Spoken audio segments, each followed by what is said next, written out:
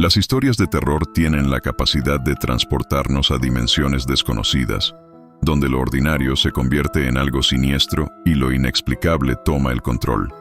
Estos relatos no solo nos enfrentan a nuestros miedos más profundos, sino que también nos recuerdan que, a veces, la realidad puede ser más aterradora que cualquier ficción.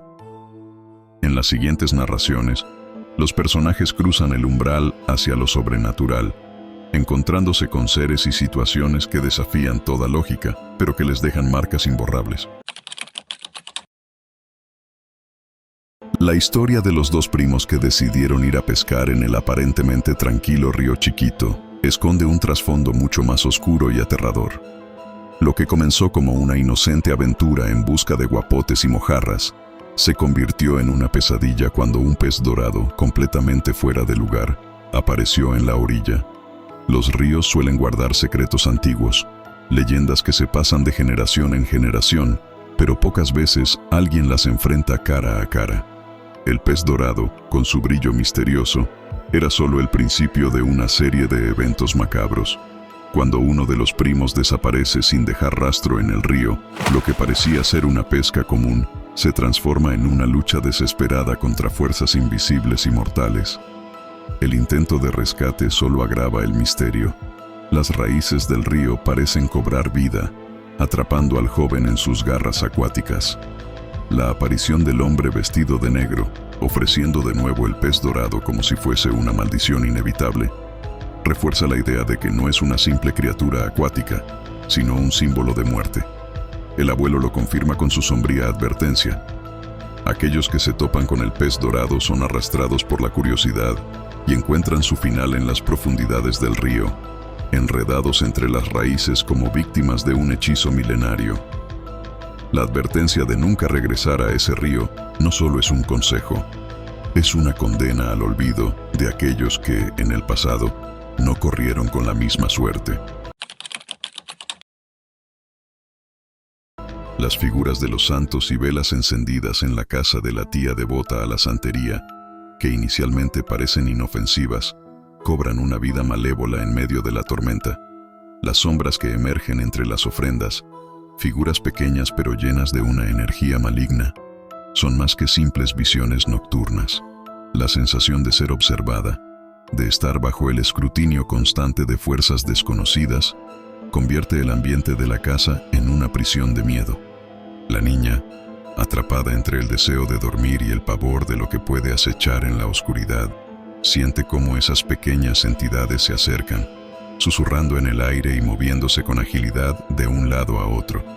Cuando finalmente comienzan a tocarla, la realidad se distorsiona en una pesadilla palpable. La niña siente el frío del miedo apoderarse de su cuerpo, incapaz de moverse, paralizada bajo el peso de esas sombras gruñonas que parecen burlarse de su vulnerabilidad. La salvación llega cuando su tía, entendida en los misterios de la santería, irrumpe con un ritual de protección. Sin embargo, aunque la calma regresa, la niña no puede escapar de los recuerdos que la persiguen, incapaz de borrar de su mente las pequeñas criaturas que esa noche invadieron su espacio personal, cruzando la barrera entre el mundo físico y lo paranormal. Lo que parecía ser un simple romance universitario, pronto se convierte en una trampa sobrenatural cuando Jesús, sin poder resistirse, cae bajo el hechizo de Claudia. La atracción que siente por ella no es natural, es una fuerza que lo empuja, que lo controla, que lo somete. Aunque su amor por Mariana es fuerte, los celos que la consumen y los sueños en los que lo ve con otras chicas revelan que algo mucho más oscuro está manipulando su relación.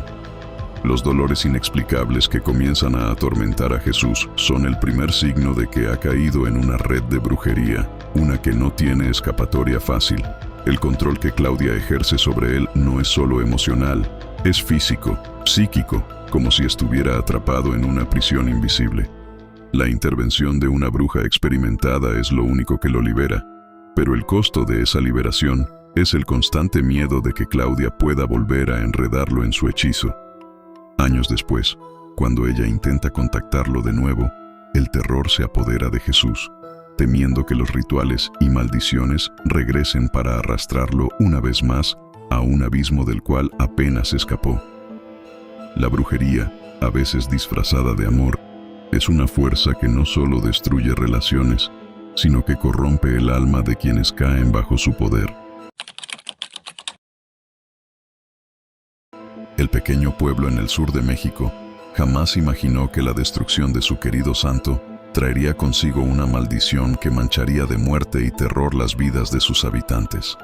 Durante generaciones, el santo fue venerado, adorado y respetado, pero cuando la violencia de la mafia destruyó su figura, el pueblo quedó vulnerable a las fuerzas oscuras que se desataron tras su reemplazo. El nuevo santo, una réplica idéntica donada por un miembro de la mafia, no era lo que parecía. Desde su llegada, los eventos macabros comenzaron a suceder. Muertes repentinas, animales envenenados y un miedo colectivo que envolvía al pueblo en una niebla de desconfianza. Las noches se llenaron de pesadillas, con los habitantes escuchando ruidos extraños, como un objeto pesado arrastrándose por las calles, pero sin encontrar jamás su origen. La llegada de los párrocos confirmó lo que muchos temían. El nuevo santo estaba maldito. Su existencia era una puerta abierta al mal que acechaba en las sombras. El enfrentamiento final, donde el santo explota en 1000 pedazos tras una risa malévola, marca el fin de su reinado de terror, pero el miedo que dejó grabado en los corazones de los habitantes persiste. ¿Qué poder oscuro se había infiltrado en su pueblo? ¿Podría regresar algún día? El silencio y la paz que siguieron fueron más aterradores que cualquier otra cosa, como la calma antes de la tormenta. Héctor nunca quiso creer en lo sobrenatural, pero cuando su familia es azotada por la enfermedad, su escepticismo comienza a tambalearse.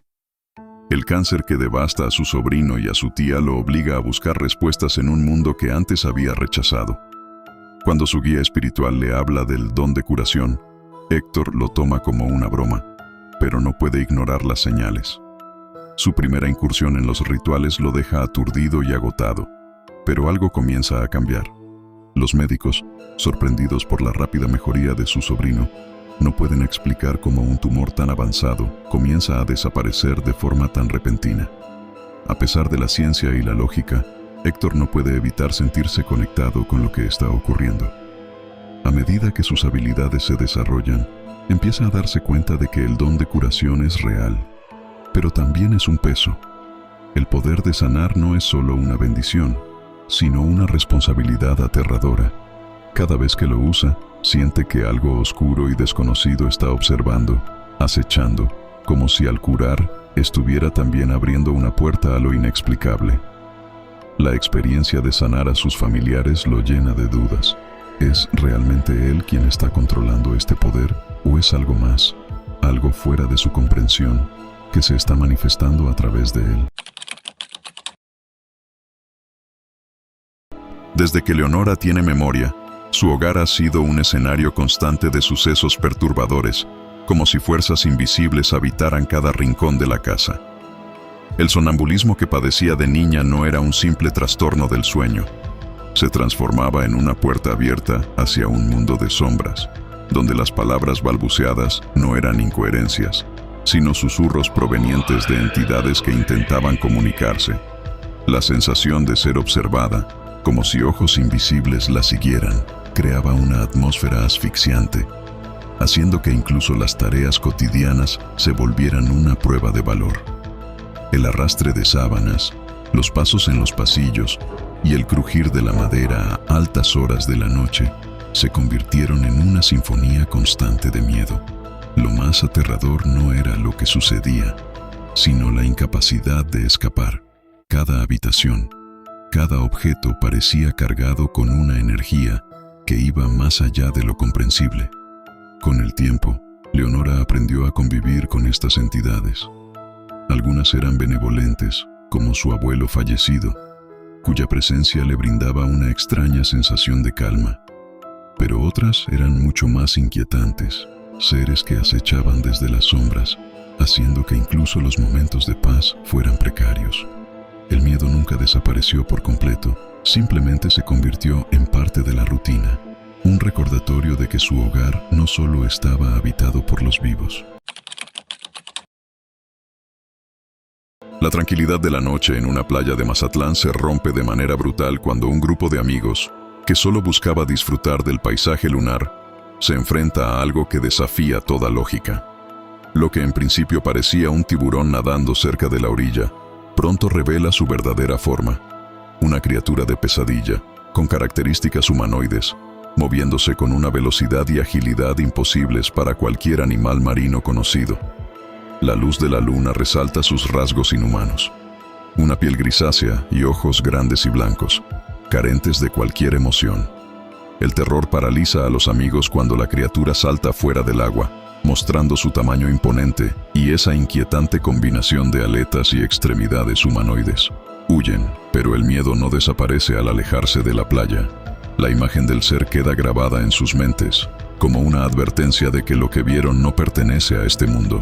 Al día siguiente, aunque el eclipse solar transcurre sin incidentes, la sensación de ser observados, de que algo sigue acechando desde las profundidades, no los abandona. El mar, antes visto como un lugar de relajación, se transforma en un vasto abismo de lo desconocido, donde criaturas como aquella pueden estar al acecho, esperando su momento para emerger nuevamente. La rutina diaria del joven en el metro de la Ciudad de México se transforma en una experiencia aterradora cuando se encuentra con un pasajero que parece estar fuera de lugar, no solo por su apariencia, sino por lo que es incapaz de reflejar: su imagen en la ventana del vagón. La piel del hombre es pálida, casi cadavérica, y su presencia exuda un aire de muerte. El joven, inicialmente confundido, pronto nota lo imposible. El extraño no proyecta su silueta en el reflejo